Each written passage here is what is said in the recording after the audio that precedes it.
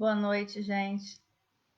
Boa noite. Estamos aqui reunidos mais uma vez para a reunião, né? A reunião pública do Centro Espírita Bezerra de Menezes Dias da Cruz.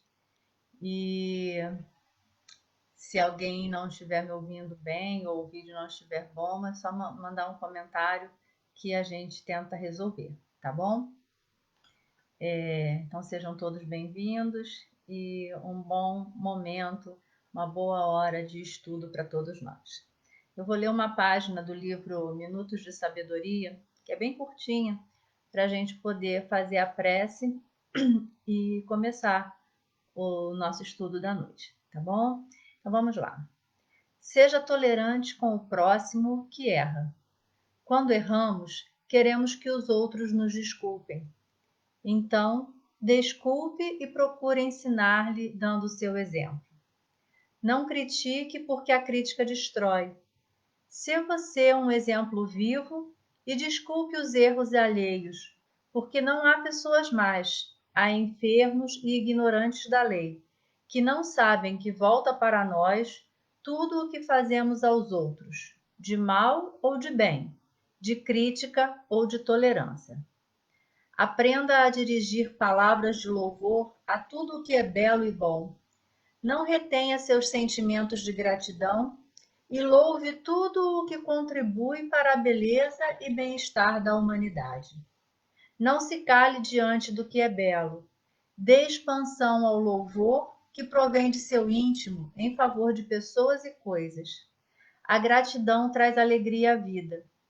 Cultive a virtude do louvor espontâneo e sincero e você aumentará o número de seus amigos. Então, com essa página simples, né, mas que nos diz tanto ao coração nesse momento em que a gente está passando por um período de sofrimento, de notícias tristes e algumas alegres também, mas que a gente possa sempre lembrar de agradecer, de sermos gratos a Deus por tudo que temos, por tudo que passamos, porque tudo na vida é aprendizado. Então, até esses momentos difíceis, eles são muito importantes para todos nós, ok? Então, vamos unir os nossos pensamentos, nós que já estamos online.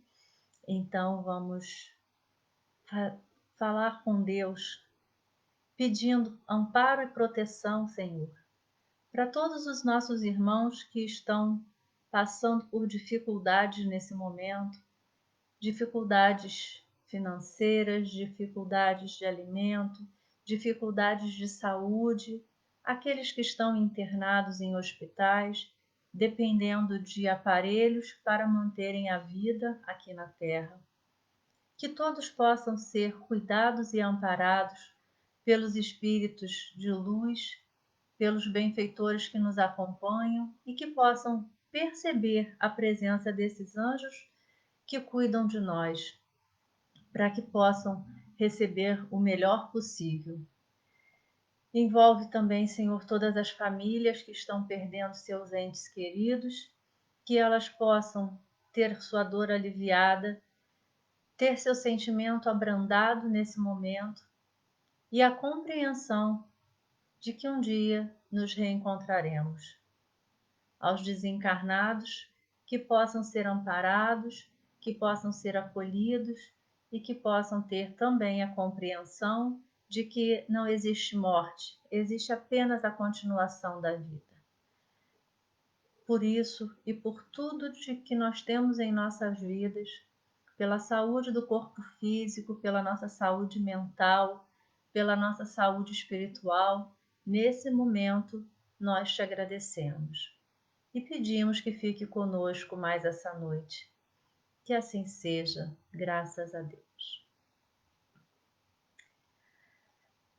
Bom, gente, é estranho para mim falar assim, sem estar vendo ninguém, porque vocês sabem que eu gosto de ficar mexendo com quem está ouvindo a palestra, né? Fazendo perguntas e tal.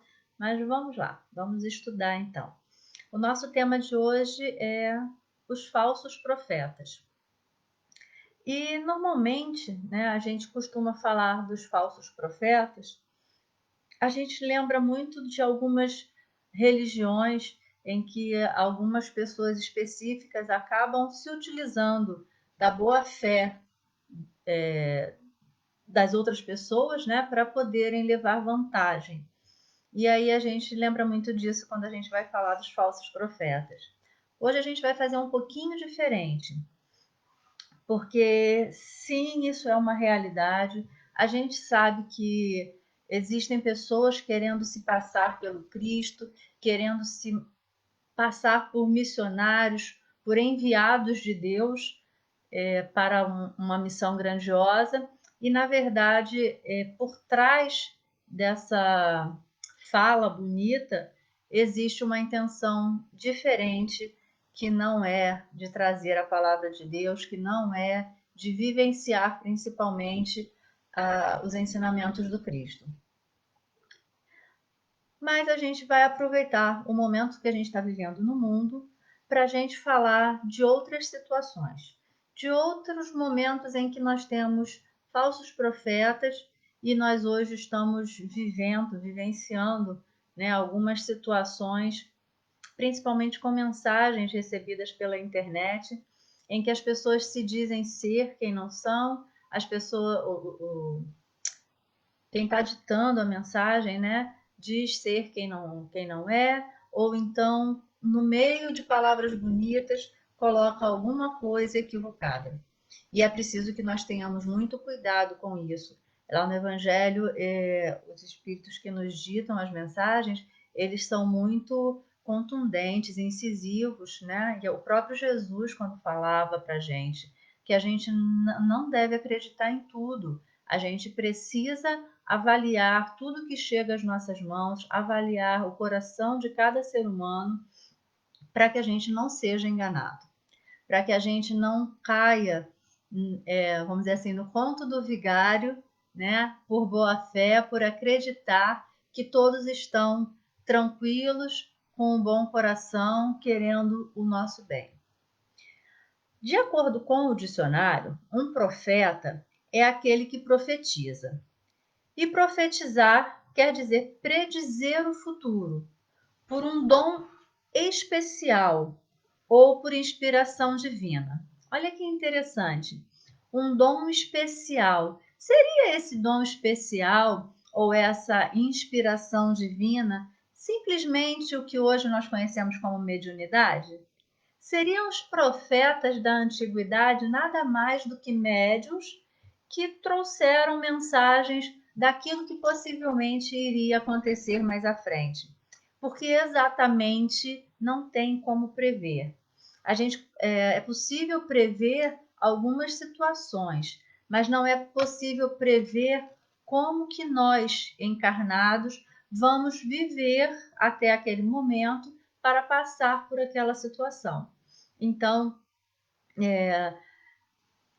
não dá para ficar falando especificamente o que vai acontecer e em que momento isso irá acontecer.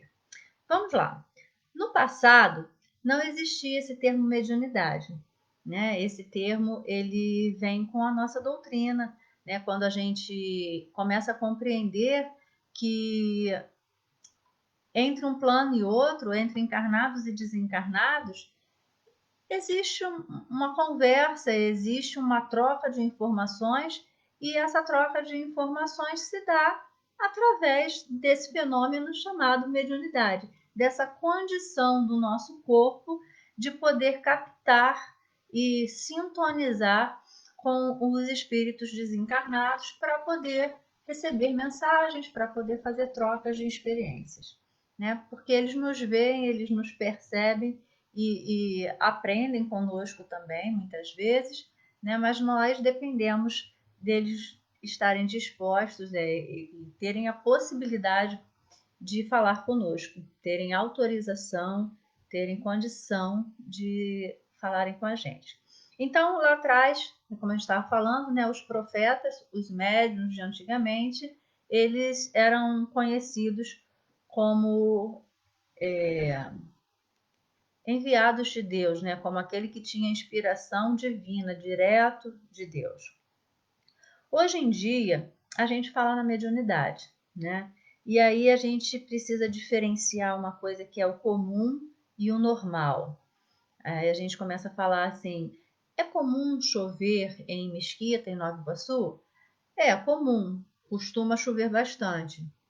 É normal a chuva? Sim, é normal. A gente tem isso no nosso clima, faz parte.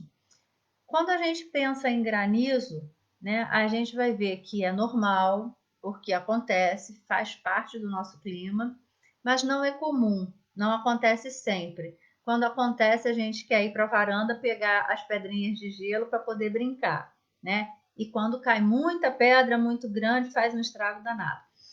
Mas não é um fenômeno comum aqui. Porém, se nevar, aí a gente já está falando de alguma coisa anormal.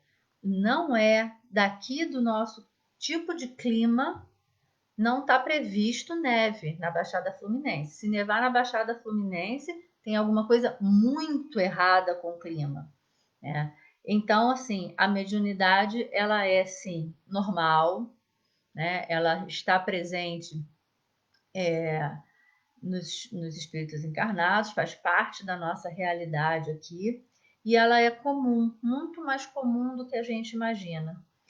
A gente acha que só é médium aquele que recebe uma psicografia, que faz um desenho, ou que dá uma mensagem através da psicofonia, né? E quando, na verdade, todos nós temos essa condição. Basta que a gente queira estar em contato com o nosso mentor, por exemplo, com o nosso anjo da guarda, a gente vai perceber pela intuição as mensagens que chegam para nós. Podemos não compreender as mensagens de uma forma organizada, né? Como, por exemplo, você está num lugar e morrendo de sede no meio do deserto e de repente vem uma ideia, você não sabe de onde, para você seguir por um determinado caminho, numa determinada direção. E quando você levanta e vai naquela direção, você encontra lá ao longe, você avista água. E aí a gente tem a tendência a dizer assim: nossa, que grande ideia que eu tive! Será que a ideia foi minha? Ou será que alguém soprou isso no meu ouvido? Alguém disse para mim ir por aquele caminho e intuitivamente eu consegui captar a mensagem e seguir pelo caminho indicado. Ainda assim, ainda quando temos essa intuição, temos liberdade de falar assim: eu estou com vontade de ir por ali, mas eu acho que eu vou lá pelo outro caminho, porque ali está me parecendo mais interessante, né? E morrer de sede no outro caminho, não tem problema. Tem aquela perguntinha no livro dos Espíritos que diz que se nós somos. Se a espiritualidade, né, age sobre nós, né? Então a resposta é muito simples, que sim, e a mais das vezes são eles que nos guiam, né? Sempre respeitando o nosso livre-arbítrio, mas sempre nos intuindo para que a gente possa fazer o melhor possível da nossa encarnação.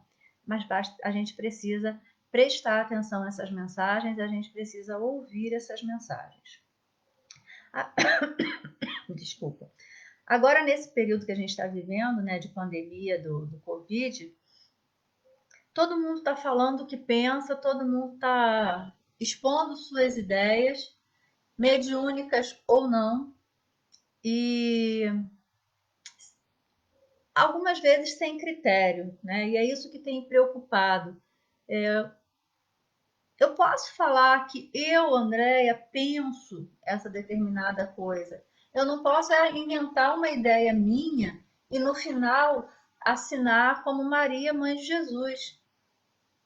Porque eu não sou Maria, mãe de Jesus. E eu preciso respeitar a individualidade do outro, né? Eu preciso entender que a ideia partiu de mim. Mesmo que essa ideia tenha sido uma intuição, se eu não percebi que foi, eu tenho que divulgar a ideia como partindo de mim. E aí, o que a gente faz com esse monte de mensagens que a gente tem recebido por vários meios eletrônicos, né? Facebook, Instagram, mas principalmente pelo WhatsApp, vídeos. Como que a gente faz para saber se aquela mensagem realmente é daquela pessoa que está assinando a mensagem, né? A gente tem algumas coisinhas que a gente pode parar para pensar. De uma forma geral, um espírito sério, ele nunca vai nos dar datas específicas. Por quê? Porque não é possível prever exatamente o momento em que as coisas acontecerão, por causa daquilo que a gente já falou, né? Tem o nosso livre-arbítrio, tem a nossa condição de poder modificar de alguma forma o que tem para acontecer. Então, quando a gente começa a ter um negócio no dia tal, do mês tal, do ano tal, naquele determinado horário, vai acontecer uma situação assim, assim, assado, né? Ou vai deixar de acontecer, a gente já pode começar a ficar de pé atrás, porque tem alguma coisa equivocada, né? Talvez a mensagem como um todo ela seja muito boa, tudo seja verdade, mas a gente não precisa acreditar naquela data que está sendo dada, né? Porque senão a gente pode entrar em pânico desnecessariamente. A gente também pode usar o sistema que Kardec usou para codificar a nossa doutrina, né? Para fazer o livro dos espíritos, né? Que ele pegava a sua pergunta e só utilizava as respostas quando elas eram semelhantes, né?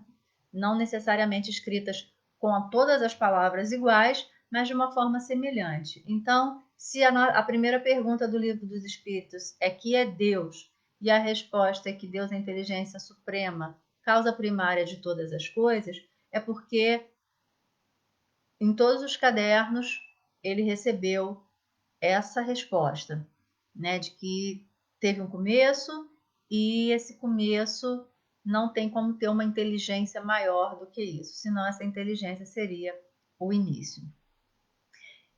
E aí a gente pode fazer isso, né? A gente tem tanta mensagem, a gente está recebendo tanta coisa.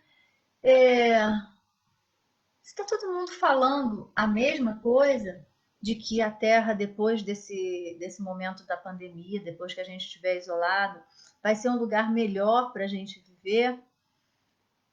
Talvez tenha uma coerência nisso. Se todos estão falando que é importante para a gente passar por esse momento, passar por essa dificuldade, porque a gente estava indo num caminho completamente equivocado, a gente pode começar a dar um pouquinho de credibilidade. Mas algumas coisas é melhor a gente descartar, não como mentira, mas como uma dúvida. Se acontecer, se lá na frente a gente perceber que foi assim, a gente aceita e confirma. Mas na dúvida, a gente fica com o que parece mais correto, né? A nossa doutrina é uma doutrina do bom senso. Então a gente tem que ter alguns cuidados na hora de fazer avaliações. A outra coisa que a gente pode fazer é estudar a própria doutrina e ver se o que está sendo dito ali é antidoutrinário. Se tiver contra o que está nas obras da codificação, então tem muita chance da gente estar vendo alguma coisa que não tem muita importância. E lá no Evangelho diz que as mensagens sérias, né, as comunicações sérias, elas são sempre morais. Desculpa, eu falei no Evangelho, no livro dos médiuns, tá? Depois do capítulo 24 em diante. Elas são sempre morais e jamais materiais. Então, seriam sempre mensagens de como devemos passar por esse momento, do que fazer para que a gente possa manter a nossa sanidade mental, para a gente poder atravessar esse período com mais tranquilidade. Enfim, sempre coisas que digam para nós, moralmente, como a gente se conduzir. E não especificamente para uma pessoa ou para outra pessoa, ou junte algumas coisinhas que você vai ficar rico. Meio esquisito isso, né? Então, cuidado com essas situações.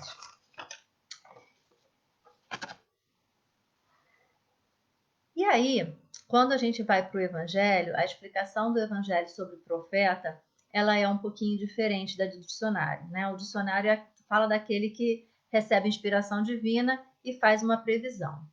No Evangelho diz que o profeta é um mensageiro de Deus com a missão de instruir os homens e de lhes revelar as coisas ocultas. Então a gente compreende que o profeta, da forma como está no Evangelho, é um missionário, né? Um missionário com uma missão maior do que a nossa.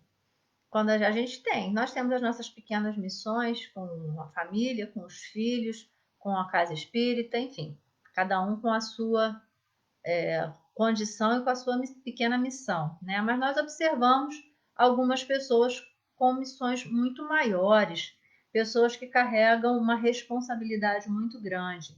A gente vê, por exemplo, hoje o Divaldo, né?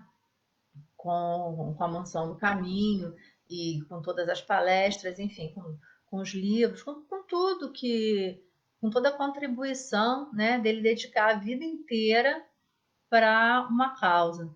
A gente teve o Chico também, que abdicou da própria vida material, sua vida social, né, familiar, para poder cuidar de alguma forma da gente. Então, a gente tem muitos exemplos, a gente tem aí Gandhi, Madre Teresa de Calcutá, Irmã Dulce, enfim, podemos citar vários e vários exemplos de pessoas que tiveram uma missão maior do que a nossa. E lá no Evangelho a gente vê que vamos reconhecer esses missionários pelos frutos da sua obra.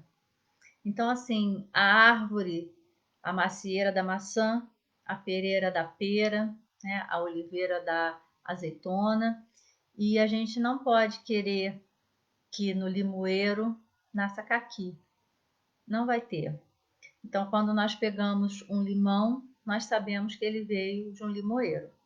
Quando nós pegamos um pêssego, nós sabemos que veio de um pessegueiro. E é assim também na nossa vida.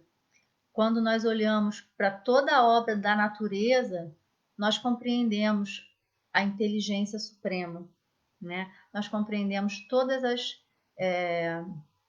as qualidades de Deus, tudo que compõe, né, esse princípio. E quando nós olhamos para alguém que se diz um profeta, nós precisamos ver, né, se o profeta é um enviado de Deus com a missão de nos instruir, nós precisamos ver nesse enviado qualidades, qualidades do Cristo. Não dá para a gente acreditar em alguém que não tenha as qualidades necessárias para poder nos instruir. Nós podemos sim fazer trocas, como estamos fazendo agora, né? A Andréia sabe muito pouquinho, a Andréia está aprendendo, está na caminhada junto com todo mundo, e nós fazemos uma troca de conhecimento, de informação. Mas ninguém está aqui, nenhum de nós está aqui com o objetivo de levar uma multidão, né, e ser um enviado de Deus. Somos apenas seres encarnados que estão no caminho junto com todo mundo, aprendendo a cada dia e trocando esse aprendizado. E aí a gente precisa começar a observar o que é dito por essas pessoas, né? Porque a boca sempre fala do que está cheio o nosso coração. Então a gente fala, quando alguém diz muita coisa bonita, né? Mas no meio daquela coisa bonita, a pessoa vem e fala uma coisa agressiva de alguém. Ou então a pessoa fala mal de alguém. E aí a gente fica assim, poxa, mas estava falando tão bonito, né? Como é que no meio disso está mostrando essa inferioridade igual a minha? Se quer me arrastar, precisa me dar um exemplo, correto? E aí Jesus fala sempre das ovelhas, né? Que a gente vê ovelhas, por fora são ovelhinhas, por dentro são lobos usurpadores, né? Que, na verdade, são só pessoas que detêm um determinado conhecimento e conforme nós que estamos recebendo essa tentativa de enganação, começamos a compreender, começamos a nos esclarecer, aquela farsa toda ela cai por terra. Quando a gente começa a compreender que o que está sendo dito é normal, é comum, né? Não é nenhum milagre, é só uma situação da natureza do nosso dia a dia, aí não conseguem mais nos enganar, porque a gente passou a ter conhecimento. E é assim que a gente vai separando os verdadeiros profetas ou os verdadeiros missionários dos falsos missionários ou dos falsos profetas. Tem muita gente que tem um jeito tranquilo de falar, manso. Às vezes a gente fala assim, nossa, aquela pessoa é tão calminha, né? Mas quando aquela pessoa tem o seu verniz social arranhado, ela mostra a fera que ainda habita dentro de si. E aí, quando Jesus fala em sermos mansos e humildes de coração, ele está dizendo para a gente que para ser um missionário, a gente não pode vivenciar isso só na superfície. Isso precisa estar totalmente enraizado em nós. Nós precisamos vivenciar isso porque somos assim e não porque estamos tentando ainda ser. Enquanto estamos tentando ser, nós vamos caminhando e aprendendo e ensinando uns aos outros. O dia em que tivermos condições para sermos missionários, para estarmos aqui na Terra, para trazer uma grande mensagem, ninguém vai precisar falar para a gente que a gente é assim ou assado. A gente simplesmente vai fazer, não vai nem perceber. Então, esse cuidado a gente precisa ter, né? Quem é essa pessoa? O que ela está falando? Não significa que a gente não vai prestar atenção no que o outro fala, nem dar importância a tudo que é dito, né? Às vezes, numa simples conversa, nós aprendemos coisas muito importantes, mas isso é eu e você, eu e um pequeno grupo. Então, é uma coisa restrita. Quando a gente está falando de um missionário, de um profeta, nós estamos falando de multidões, nós estamos falando de trazer as verdades de Deus. Então, essas pessoas a gente precisa avaliar sim, tá? Para a gente não cair no conto do vigário e daqui a pouco estar acreditando em coisas absurdas que na verdade são coisas comuns, coisas normais, como uma chuva ou uma chuva de granizo. Eu imagino chuva de granizo há muito tempo atrás, a loucura que devia ser, né? E se alguém chegasse e dissesse que fez chover granizo, nossa, ia ser o deus do local, né? E hoje em dia, se eu falar que fiz chover granizo, ninguém vai me dar nem importância, porque todo mundo sabe que é uma coisa normal do nosso clima. A missão se prova por efeitos morais que nem todos podem produzir.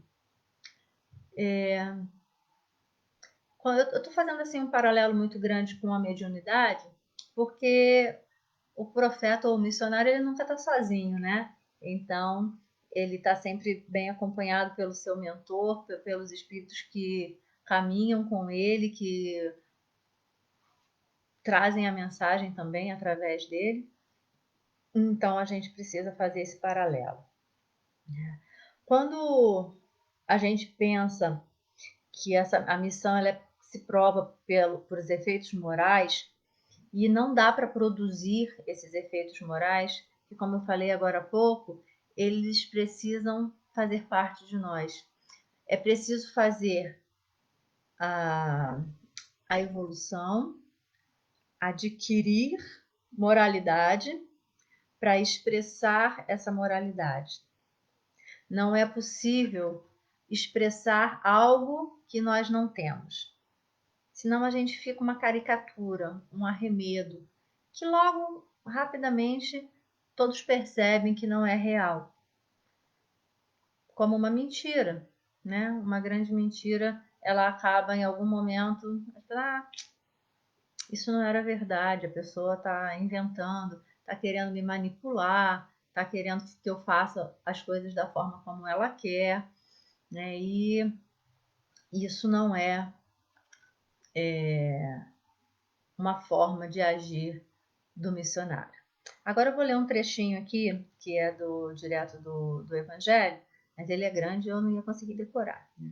O Espiritismo vem revelar uma outra categoria, bem mais perigosa, de falsos cristos e falsos profetas, e que se encontram não entre os homens, mas entre os desencarnados, a dos espíritos enganadores, hipócritas, orgulhosos e pseudo-sábios, que na terra passaram para a erraticidade e se disfarçaram com nomes veneráveis, para, através da máscara que usam, tornar aceitáveis suas ideias, muitas vezes estranhas e absurdas.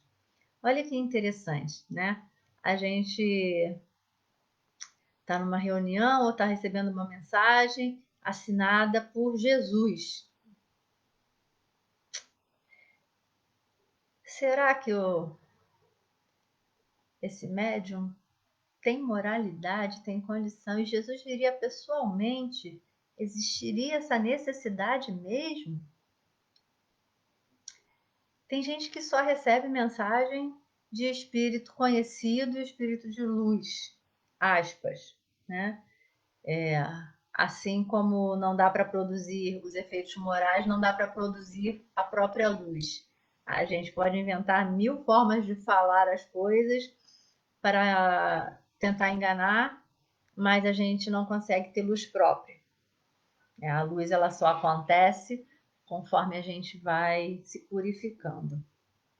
E a gente vê que, de uma forma geral, o que importa é a mensagem, não quem assina a mensagem, não quem se diz estar ali, né?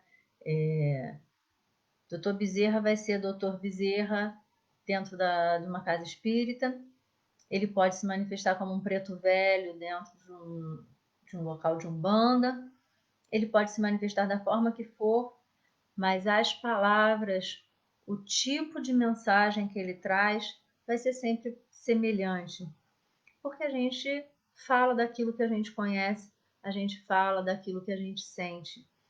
Então, ele não precisa dizer que é Dr. Bezerra, ele precisa transmitir a mensagem. E assim todos os outros espíritos que estão aqui com a gente para nos instruir, para nos ajudar.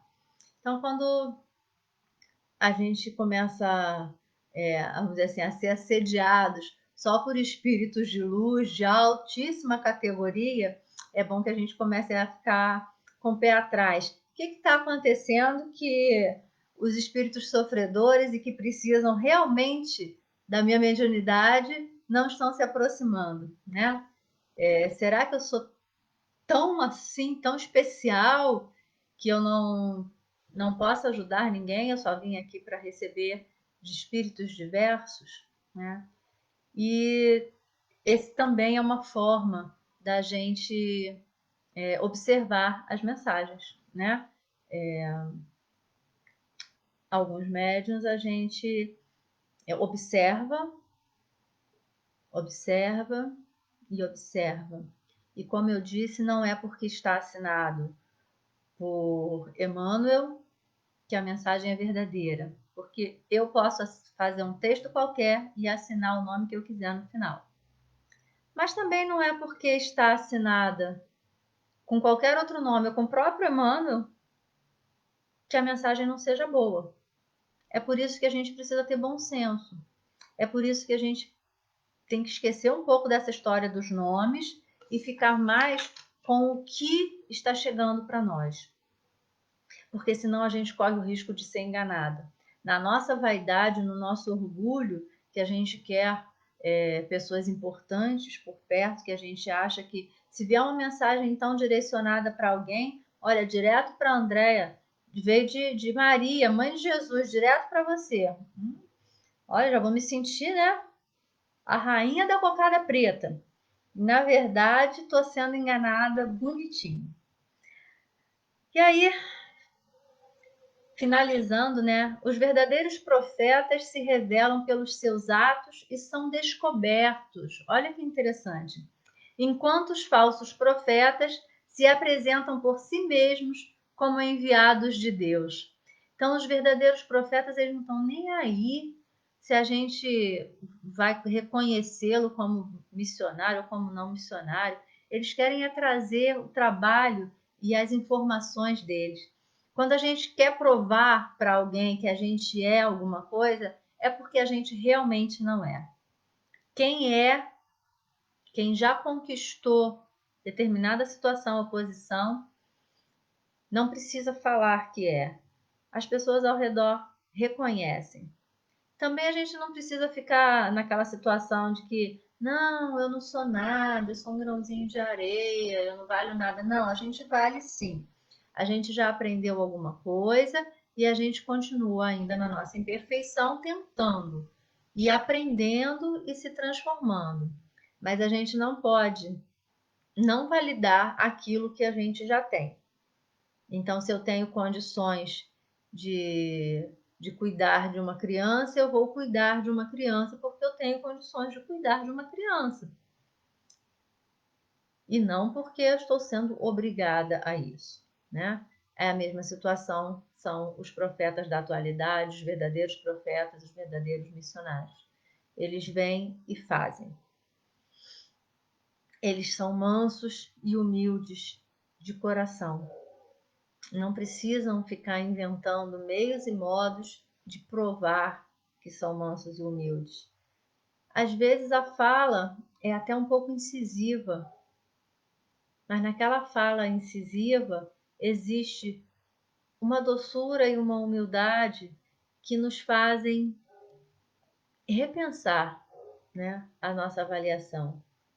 Na vida daquela pessoa, a gente observa tanto trabalho no bem, tanto esforço, tanta condição moral mais do que a minha, que está na hora da gente prestar atenção nessa pessoa e reconhecer e perceber que essa pessoa tem algo a mais.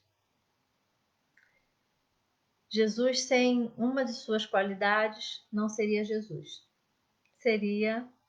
Não seria o nosso Cristo, né? Ele seria um espírito com uma ótima evolução, mas se tirar um pedacinho das qualidades de Jesus, ele deixa de ser o Jesus que a gente conhece. Assim como Deus sem um de seus atributos, deixa de ser Deus. Então, no missionário não há espaço para orgulho, para vaidade, para avareza, para soberba. Quando a gente começa a perceber esses sentimentos mais inferiores, a gente começa a ver que estamos diante de um pretenso profeta, ou um falso profeta, né? Alguém que quer ser aquilo que ainda não é, né? E que de repente o seu orgulho e a sua vaidade fazem com que ele compreenda que já está nessa condição. Mas é importante que a gente fique ligado numa coisa. Apesar de não sermos missionários, apesar de ainda não termos toda essa pureza no coração, de ainda não termos feito uma grande parte da nossa evolução, nós somos responsáveis por algumas coisas. Nós temos pequenas missões, pequenas responsabilidades. E isso nos coloca hoje, na atualidade, na condição de não deixar nenhum irmão nosso encarnado morrer de fome. Eu tenho batido muito nessa tecla porque em 2020 não faz mais sentido que alguém morra de fome perto da gente.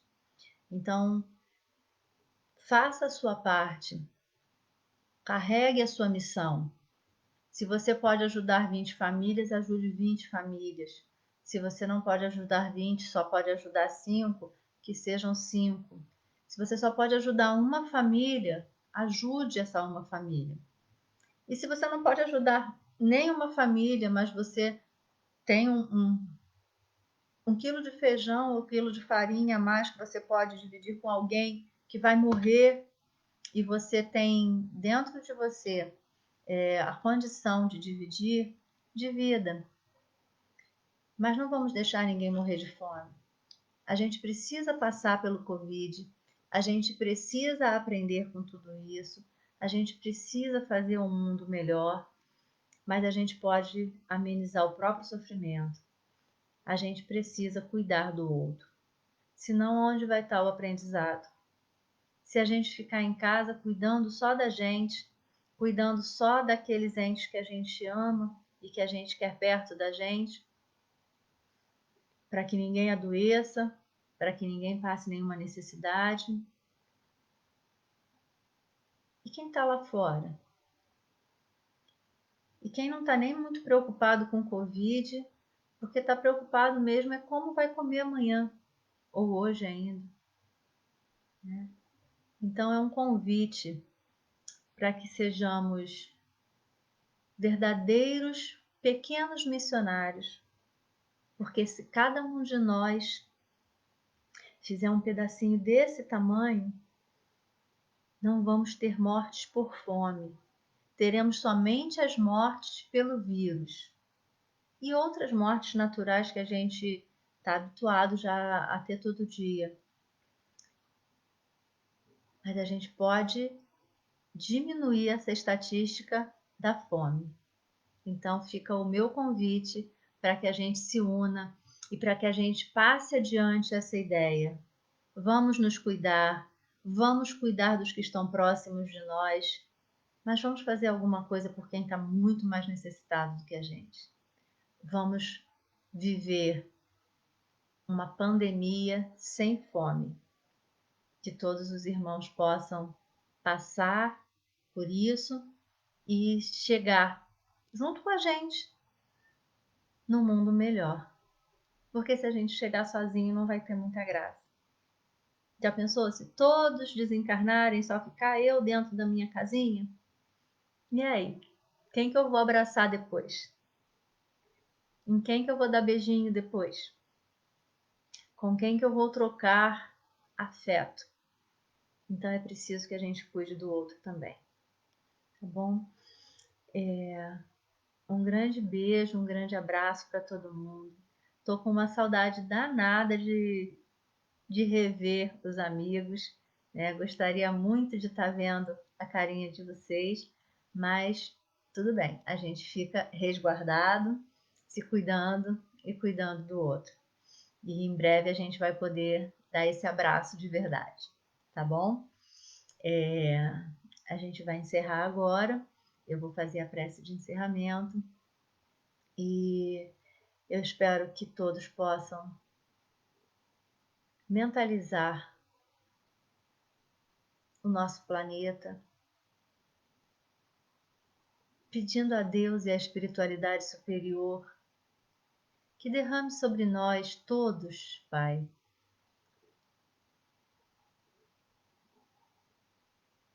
coragem, fé, que a gente possa ter a nossa fé fortalecida, porque nós vamos sair disso e vamos sair melhores.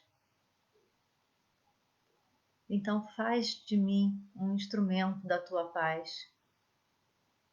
Faz de mim um instrumento de amor, um instrumento do teu amor, que eu possa fazer também o meu pouquinho e que os teus mensageiros possam cuidar, trazer saúde, inspirar nossos cientistas, nossos pesquisadores, para que descubram uma vacina, para que descubram os medicamentos adequados, enfim, Pai, que possam diminuir um pouco o sofrimento desses filhos que já estão tão sofridos, tão doloridos. Que possamos também enviar boas vibrações para os governantes do nosso país, da nossa cidade, do nosso estado e dos outros países também, Senhor. Que todos possam compreender a necessidade de estarmos unidos, de estarmos juntos e de que somos irmãos. Então, nesse abraço coletivo no nosso planeta, nós vibramos as nossas melhores energias, nós enviamos aos doentes o nosso melhor carinho, para que a espiritualidade possa agir sobre eles. Fica conosco, Senhor, mais essa noite e muito obrigada por tudo da nossa vida. Muito obrigada pela manhã que se renova a cada dia. Muito obrigada pelos pássaros que cantam em nossa janela.